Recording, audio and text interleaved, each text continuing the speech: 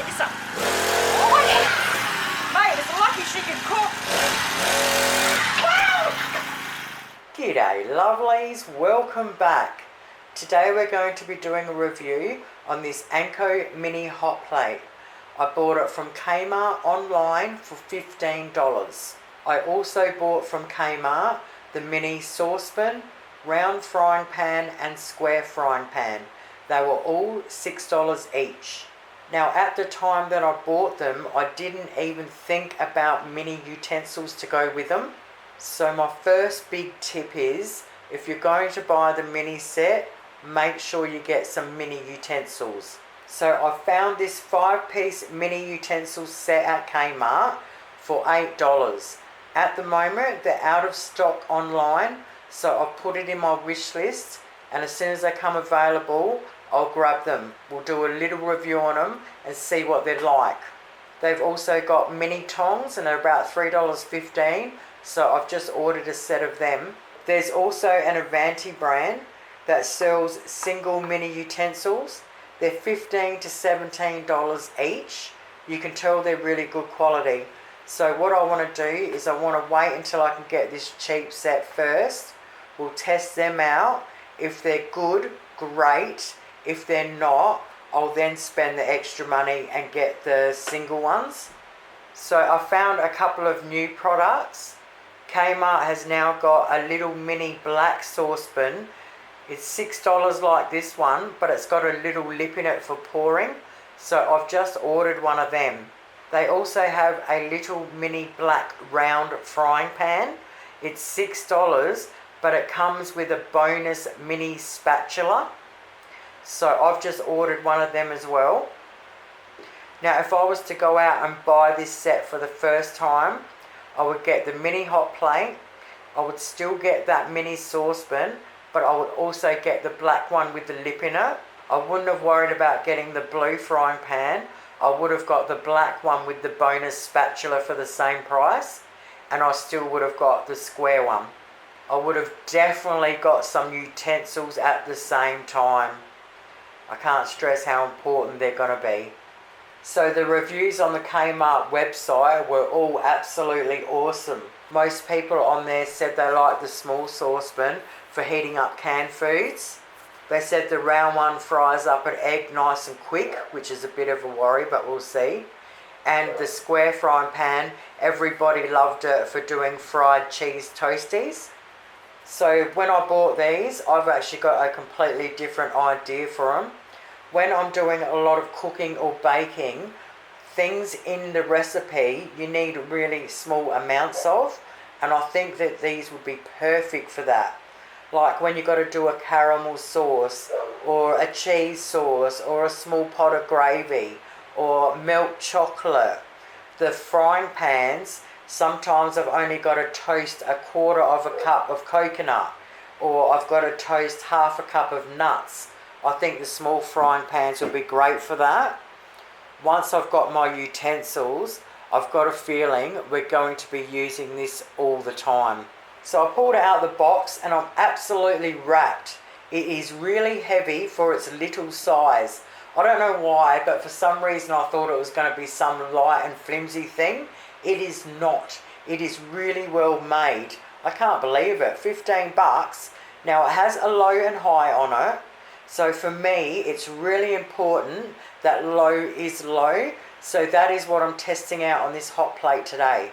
I want to see if I can get things to simmer or if it just goes to straight boil.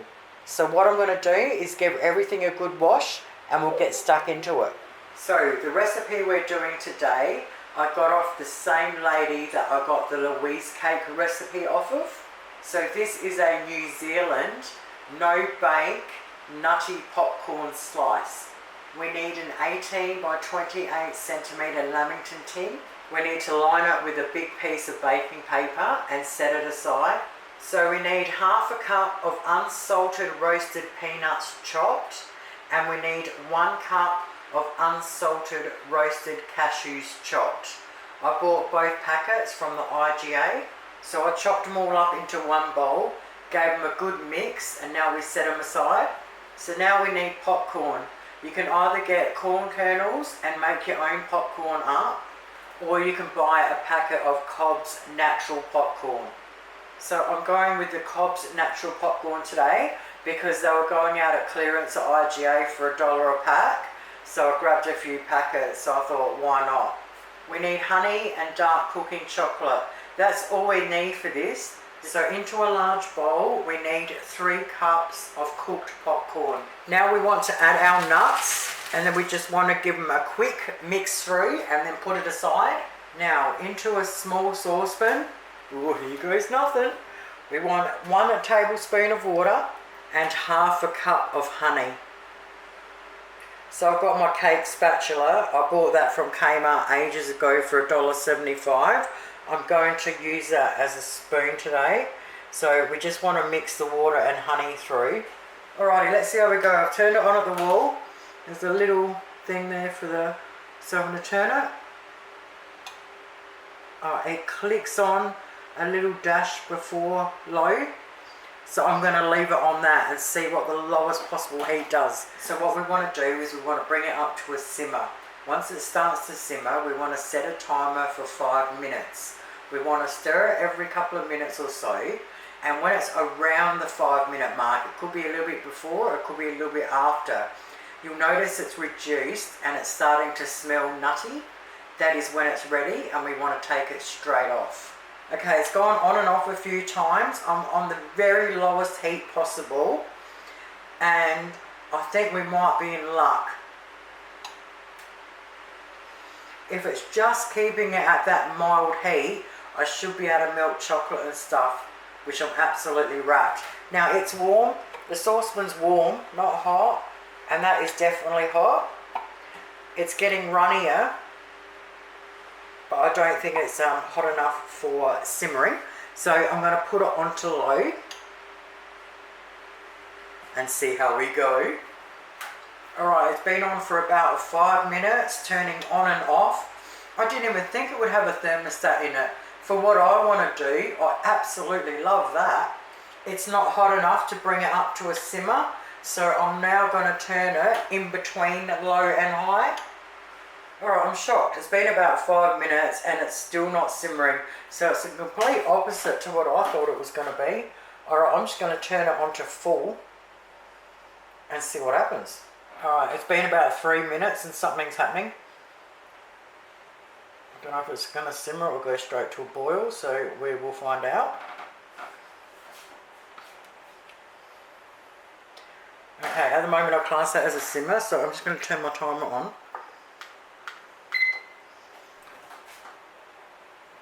I'm going to see if it stays at that, if it starts to boil. Okay, it's starting to boil too much, so I'm going to turn it down a bit. See how quick it turns down.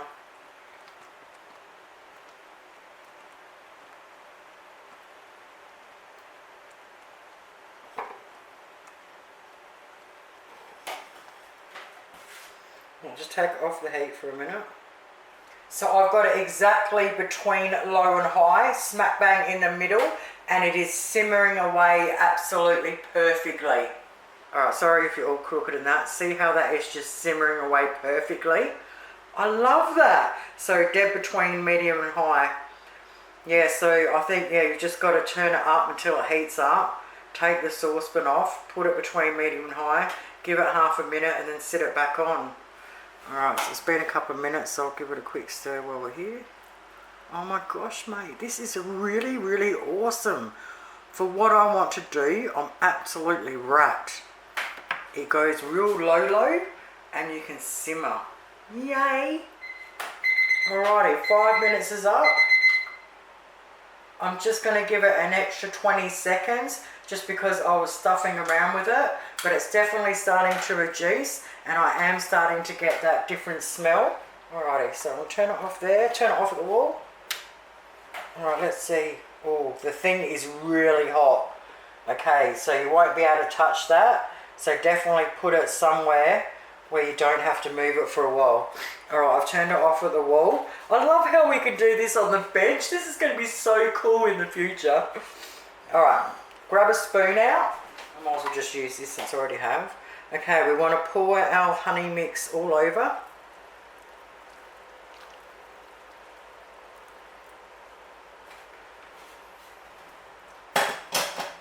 And then we very quickly, we want to mix it all through until everything is coated. All right, pour it into the tin.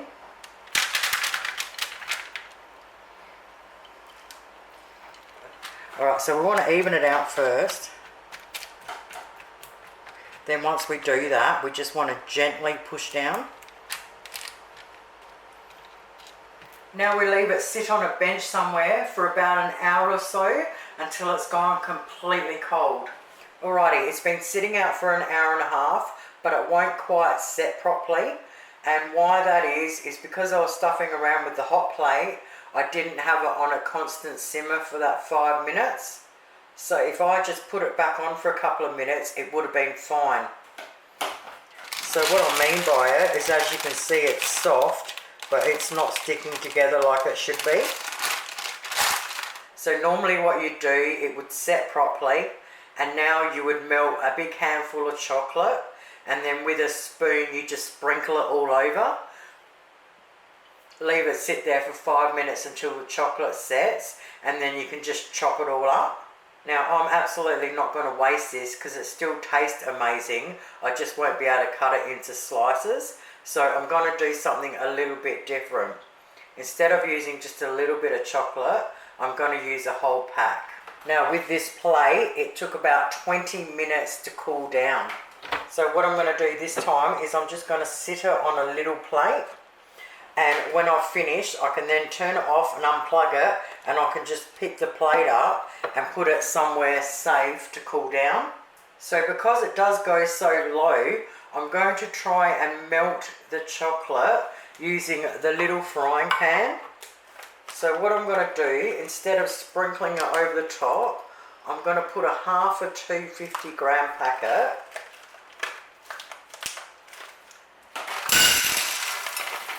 I'm going to turn it on and put it on the lowest heat, so as soon as I can hear it click. And we'll see how we go. I'm going to have to just use a normal teaspoon and gently mix it through because I really don't want to scratch my new fry pan. I turn it up just a little fraction more, and now it's starting to melt beautifully. Yay, it melted it perfectly. I've still got it on at the minute. It's done a great job. I'll just leave it for another half a minute or so it warms up a bit more. I'm trying not to scratch it by being gentle. Yeah, those utensils are going to be so important. But that has melted absolutely beautifully, and I'm not worried about that burning at all. So I'm absolutely wrapped with that. Alright, so I turn it on and then I turn it up just a fraction. We'll get used to it. Okay, now I'm going to put it all over. Oh, the camera's probably not in view. Oh, God, we're doing well. Oh, I've got to do it quickly. That sounds bad, but I am actually doing that gently. Right, now I want to see if I can just spread that all over. Or not. Not be too lumpy. It's been one of those days. Alright, I'm going to stick that in the fridge for 10 minutes to set. And I'm not going to clean the frying pan. I'll leave that and we'll redo it again in a minute. Alright, it's been in the fridge for about 5 minutes, so I'm just going to get the next lot of chocolate on. Alright, well, it's melted that batch. I'm absolutely wrapped with it. It didn't burn the chocolate. It does it absolutely perfectly. So I've turned it off with the wall. Because that stays warm for a while, that should be able to sit there till we're ready to use it. Alright, let's see if we can salvage this slice. Alright, well, that's much better straight away. It's in one hard thingamajiggy. Oh, lucky it's on a plate. See, if it wasn't on a plate then, I wouldn't have been able to move it. Right. Yeah, look at that. That was nowhere near cooked. So when you cook it, you want it to reduce by half. Right, I've just put another piece of paper in there. I'm just going to pick it up and put it in. So this time I'm just going to do it this way so I can hopefully get it more even. I'm going to do a little bit more around the edges because the other side didn't really get much on the edges. I'm basically just trying to hold it together so we can eat it. Oh, I mean, you can never have too much chocolate, right? Alright, now with the back of the spoon I'm going to spread it over. Oh, that is so much better. I should have done that the first time. I think I was just freaking out because I stuffed it up. Alright, I'm going to stick that back in the fridge for 10 minutes to set properly. Now that I put it on a plate, I can now pick it up because it's red hot, and I can now put it somewhere safe to cool down. Let's see if we manage to save it. Alright, I'm just going to chop it up roughly. Right, it still falls apart a bit, but look at that. At least I saved it. It's way better than the way it was. Despite everything, it is still absolutely moorish. So what do I think of the Anko Mini Hot Plate for 15 bucks? I absolutely love it. It's definitely not the hot plate's fault that my slice didn't set, but what I did learn is it goes low enough to melt chocolate. It's perfect in the middle for simmering, and on high it will boil. I find that absolutely remarkable that something so little actually has temperatures. I would 100% recommend this for anybody, and I can't wait for the utensils to get here. I reckon we're going to be using this a lot. Thank you guys so very much for watching. Have yourselves a lovely night, and I'll see you soon. Toodles.